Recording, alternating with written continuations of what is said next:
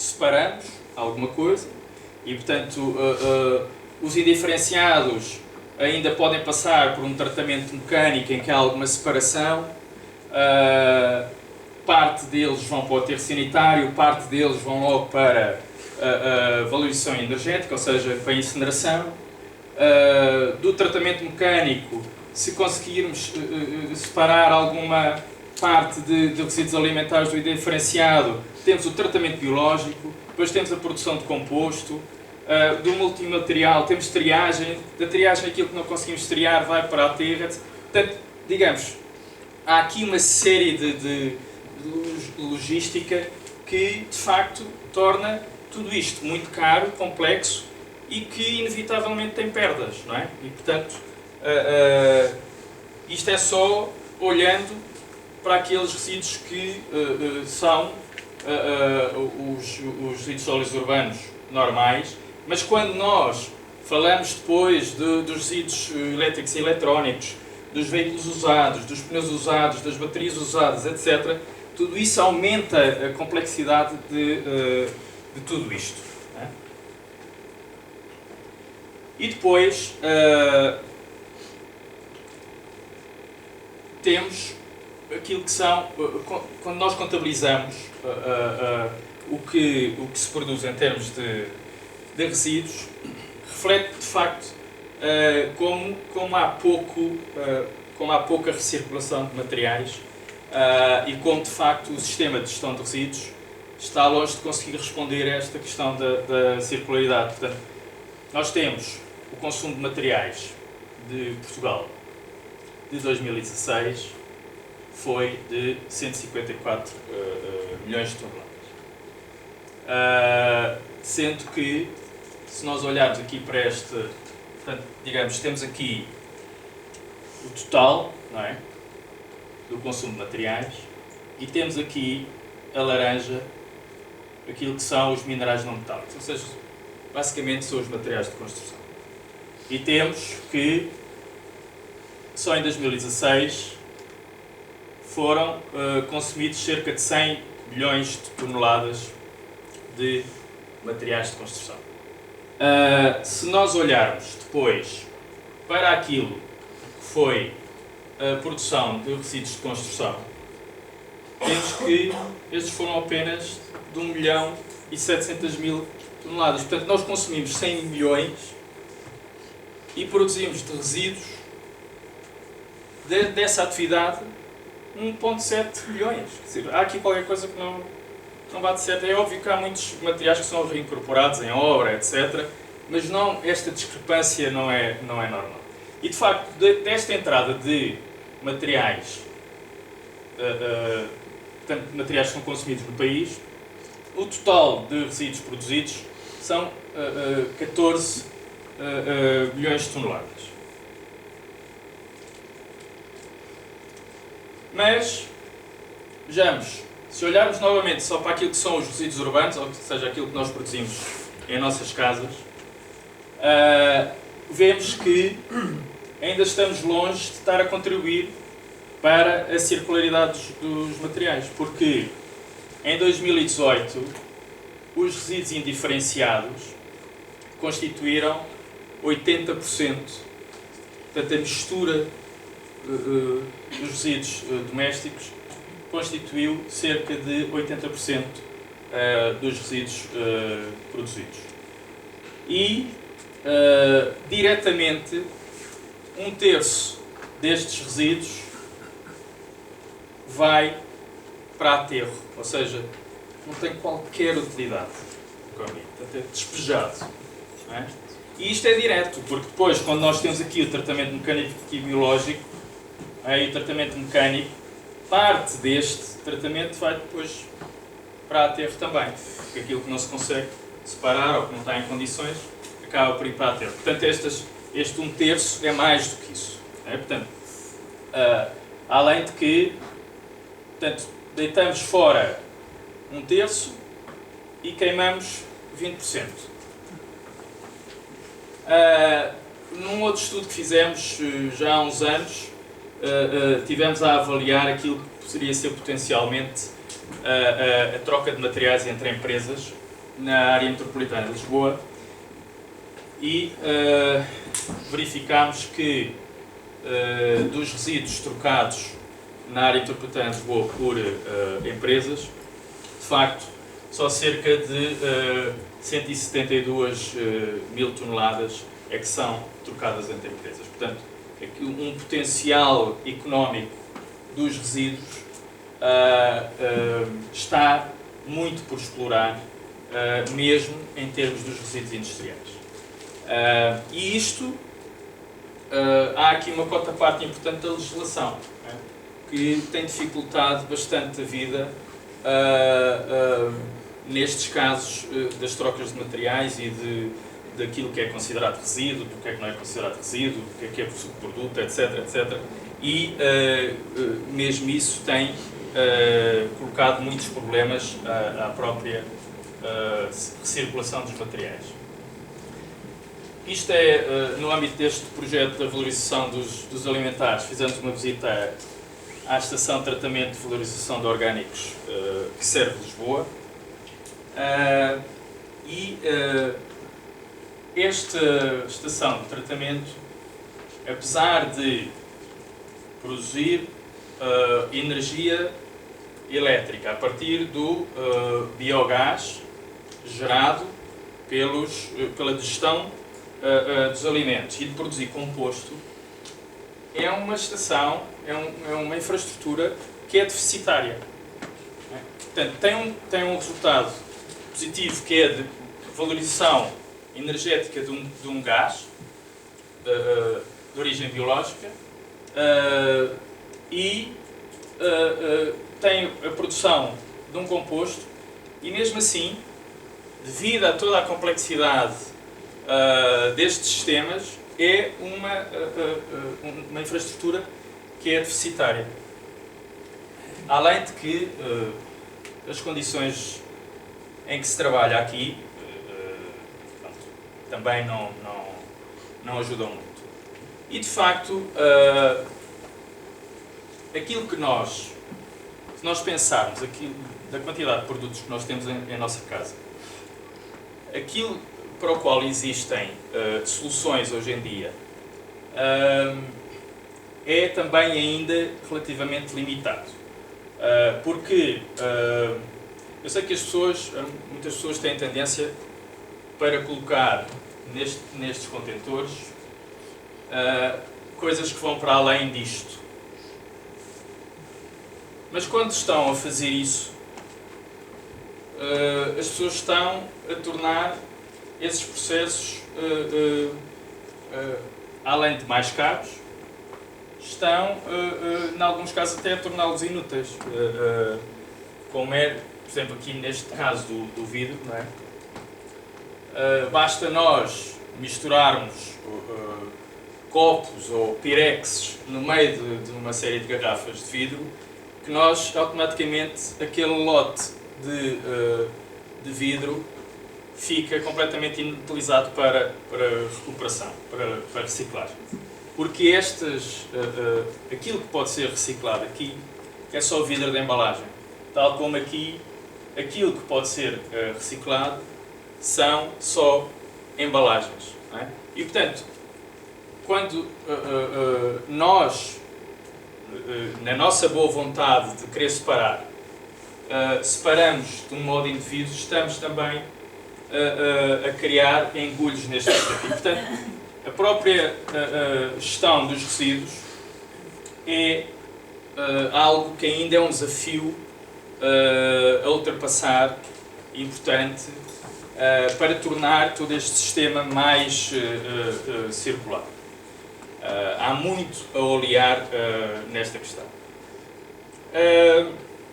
Finalmente, a questão de como os produtos, como muitos dos produtos, se não a maioria dos produtos, são hoje em dia concebidos, dificultam também muito a capacidade atual de aproveitar os recursos e os materiais. Não é? Temos uma série de produtos que são extremamente complexos. Basta olhar para um produto como este. Não é? Isto é um fortíssimo desafio à economia circular. Neste caso, isto é uma bateria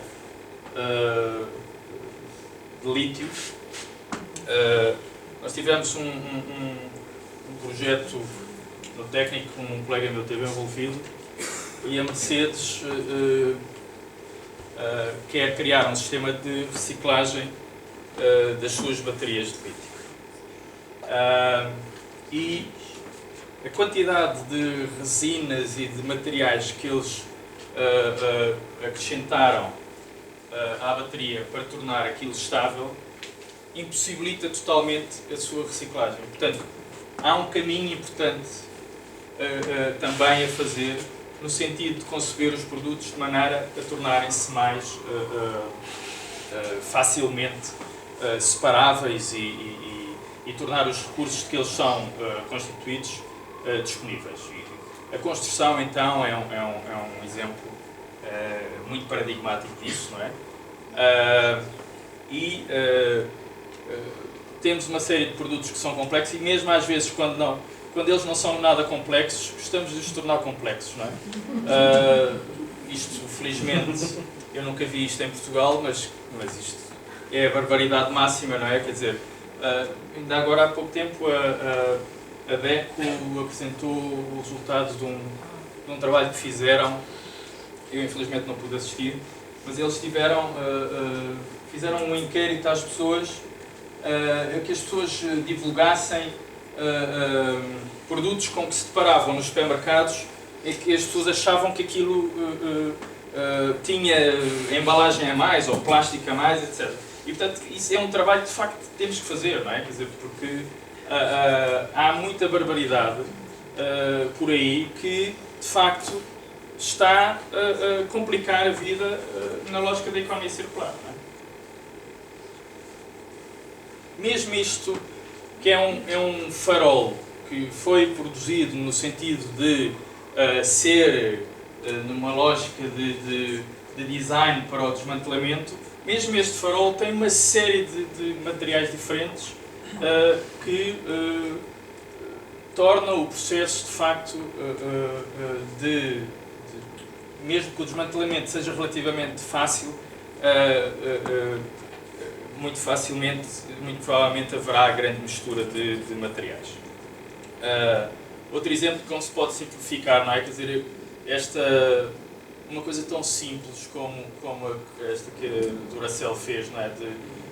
De agarrar numa embalagem de cartão e usar a embalagem de cartão, ela própria contém as pilhas sem ser necessário andar a usar um plástico por cima. Portanto, tudo isto que é aquilo que nós designamos por ecodesign, não é? Portanto, o design com princípios ambientais, de facto é também um desafio muito importante para a economia circular e é um salto muito grande que ainda tem que ser dado. Bom, para finalizar e para não ser totalmente pessimista, vou aqui dar alguma nota de algumas coisas que estão a ser bem feitas e vou dar alguns poucos exemplos nesta lógica da questão dos resíduos alimentares, da questão do setor da construção e da economia dos serviços. E, neste caso,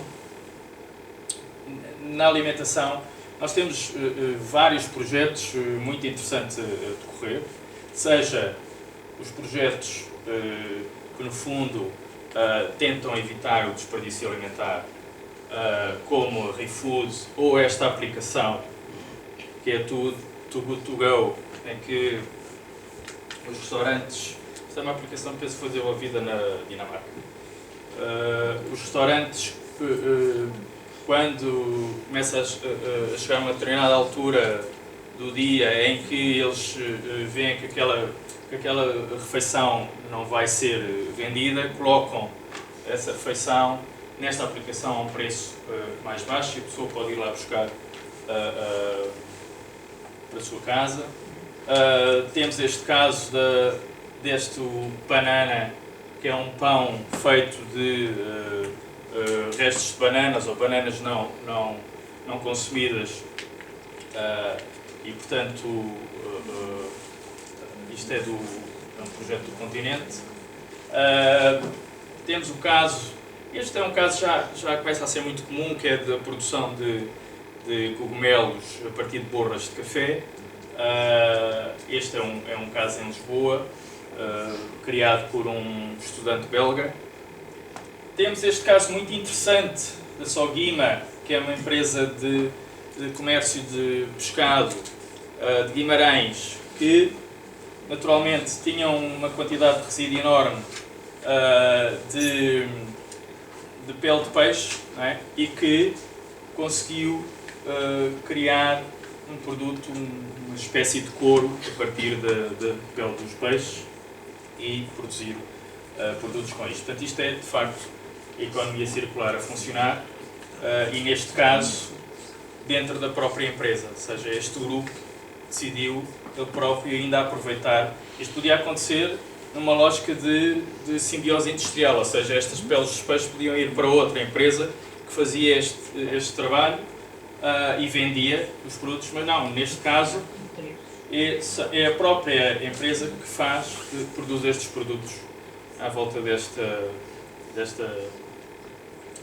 resíduo, supostamente resíduo. Na construção, temos desde materiais de construção feitos a partir de resíduos industriais e água não potável, temos plataformas de venda de materiais de construção usados, temos o aproveitamento dos resíduos dos pneus para produzir este tipo de calçada que pode ser usada em parques infantis, etc. E temos uma coisa, aquilo que eu acho que é das coisas que vai ser mais importante em termos da construção no futuro, é a questão da construção modular. Não é? E, portanto, o construir-se de maneira a ser fácil desmantelar, mas também fácil aumentar sem criar grandes resíduos e eventualmente até aquilo que sai de um edifício possa ser usado noutro edifício. Finalmente, casos de economia dos serviços, ou seja, na lógica de passar da aquisição dos produtos para a aquisição de serviços. Temos o caso da Rolls-Royce com os seus motores de avião. Portanto, a Rolls-Royce não vende motores de avião, vende potência por hora. Não é? E, portanto, o que eles fazem é colocam os motores, são responsáveis por a sua manutenção e são responsáveis pelo fim de vida desses motores.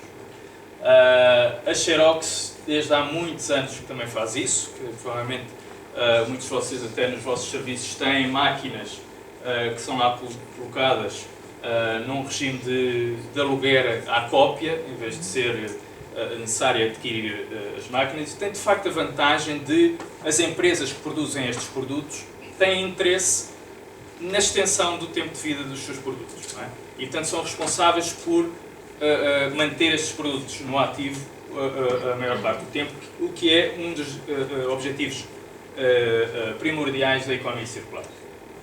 Temos este caso que é interessante, que é de uma aplicação que serve para alugar automóveis particulares. Qualquer um de nós pode pôr ali o seu automóvel, sendo que o nosso automóvel está parado mais de 90% do seu tempo, ele pode estar a ser utilizado por outra pessoa.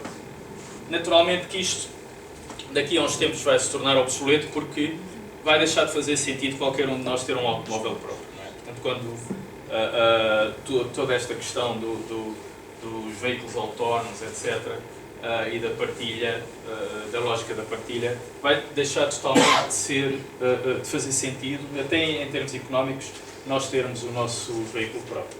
Finalmente, uma empresa que produz jeans e que uma parte dos jeans tem um sistema de contrato em que a pessoa pode alugar os jeans durante os tempos e depois devolver ou mandar arranjar, etc., atualizar.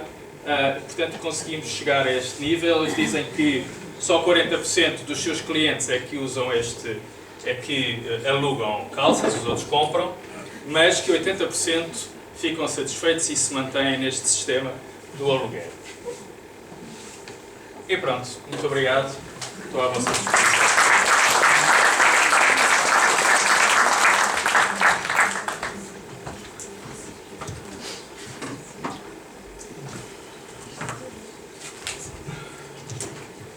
Vamos ter aqui um tempo dedicado às vossas perguntas e participação. Peço só que, já temos ali duas, está concorrido, peço só que se apresentem antes de falar e vou recolhendo 2 ou 3 de cada vez. Está aqui uma pergunta do lado das eleições.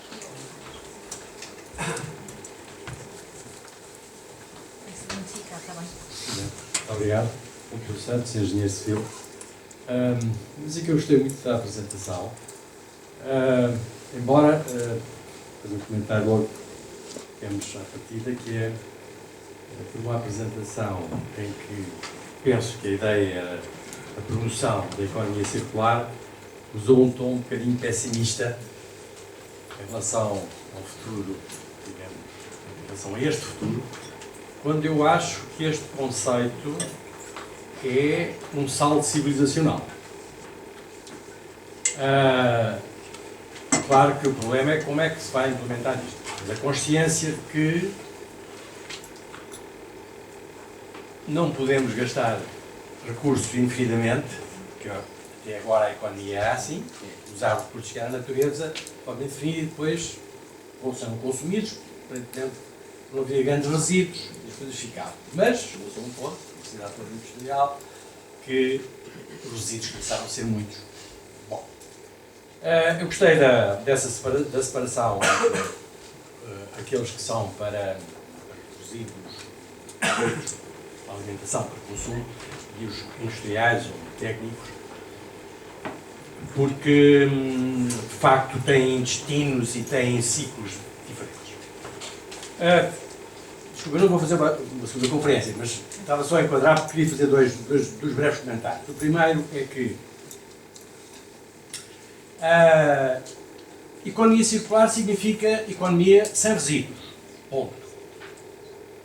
Isto é, tudo o que se faz num processo industrial, todos os produtos que saem são produtos utilizáveis ou reutilizáveis. Quer dizer, não há resíduos. Não há. Claro que isto é uma, digamos, uma utopia, mas o conceito é esse. Em relação à questão dos industriais, eu não ia debruçar muito sobre a questão dos orgânicos, porque esses, bom, despejam-se e depois aquilo vai para a terra e mistura-se, enfim. E aquilo, se calhar, até me funciona muito mal. Os industriais têm um problema. É que são o problema.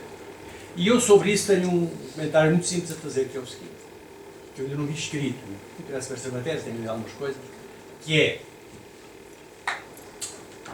tudo, para que isto funcione, e de alguma forma deu uns exemplos que já sentia isso, para que isto funcione, todos os processos industriais, isto é, quando um processo industrial é licenciado pelas autoridades, deve existir um plano do que fazer com o que sai da fábrica, quer como produto que vai para o mercado, quer os tais resíduos, que não deviam existir, quer o que fazer quando esses produtos se tornarem obsoletos.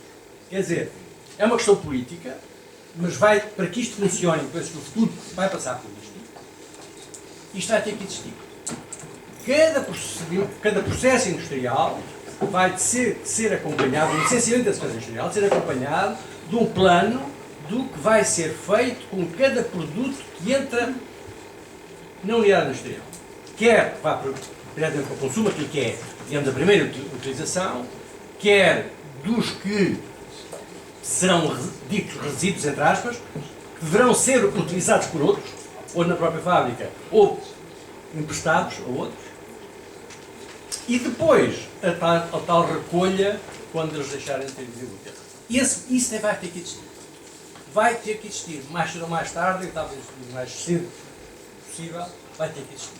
E quando isso existir, vai ser complexo, vai ter despesas, vai gastar muita energia, essas coisas todas que há aqui uma equação complicada, mas o processo vai ter que passar por aí. Muito obrigado. Temos mais uma pergunta?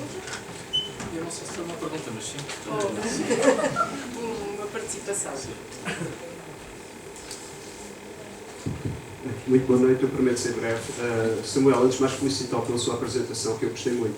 Mas eu vou ser um bocadinho polémico aqui e regresso exatamente ao início da sua exposição e à parte conceptual.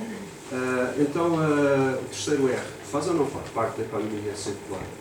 Reciclagem, faz ou não parte da economia circular de acordo com os conceitos que apresentou? Faz. Mas, pronto. Faz, mas deve estar no fim. Sim, deve sempre estar no fim da linha, mas entra nos talvez. processos de economia circular. Se bem que há muitos autores um pouco mais fundamentalistas, e também o referiu no seu início, que rejeitam essa possibilidade. E depois aqui, então, vou já para uma outra referência muito clara que fez. Então temos que acabar com o capitalismo para conseguirmos ter economia circular. É que no final deu excelentes exemplos de exatamente o que a inovação e as empresas estão a fazer nesse sentido. Não é? Mas a sua referência foi muito clara e há muita gente que entende isso, por isso eu gostaria que pudesse esclarecer um pouco mais esta parte conceptual que é crítica aqui.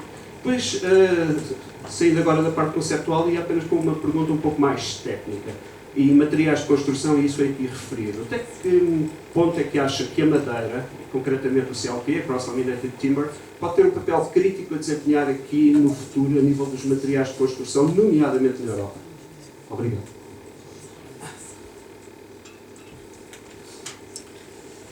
Ora bem, se calhar pegando primeiro aqui nos comentários, eu concordo inteiramente. Provavelmente as empresas que envolvam processos industriais deviam ter um plano que tivesse em conta mais coisas do que têm hoje em dia, mas isso eu acho que até que devia ser para qualquer projeto, não é? Até projetos de construção, obras, etc. Que é geralmente um problema que não existe, não é exigido à partida sequer nos projetos de obra que se considere qual vai ser o fim de vida daquela infraestrutura, e no caso das indústrias a mesma coisa. O que existe atualmente são licenciamentos ambientais, que depois as empresas são sujeitas a auditorias ambientais e, portanto, têm que estar a reportar muito permanentemente, muito regularmente, aquilo que está a acontecer com os seus resíduos, com a água, com a energia. Não é? Pronto, isso existe, de facto, pode ser melhor ou pior avaliado e fiscalizado, mas existe essa estrutura, não existe de facto esse pensamento a priori, que de facto devia existir. Sobre as questões, eu naturalmente que considero que a reciclagem faz parte da economia circular, e hoje em dia até já se fala da reciclagem 2.0, que são, portanto, digamos, uma evolução tecnológica perdão, da reciclagem para a tornar mais eficiente e haver maior produtividade e uma maior eficiência na separação dos materiais, portanto, isto quase a priori pré-reciclagem, para se conseguir ter níveis de reciclagem mais elevados e com materiais com melhor qualidade. Porque muito do que acontece hoje em dia é que o produto da reciclagem tem uma qualidade que não permite, por exemplo, o plástico, não é? Deve ser ínfima a parte do plástico que é reciclado em Portugal, que pode ser utilizado novamente para fins alimentares, etc. O que se produz em Portugal na reciclagem praticamente é plástico misto, não é? E portanto não tem qualidade para uma quantidade de fins. Há sempre um downgrading no produto final. E há sempre o downgrade. Pronto. Por isso é que também a reciclagem deve estar completamente no fim da linha dessas questões e portanto deve-se apostar em tudo o resto. Se temos que acabar com o capitalismo, nos moldes em que ele existe é óbvio que sim. Não é? Quer dizer, nesta lógica de capitalismo associado a consumismo, pelo menos consumo de produtos,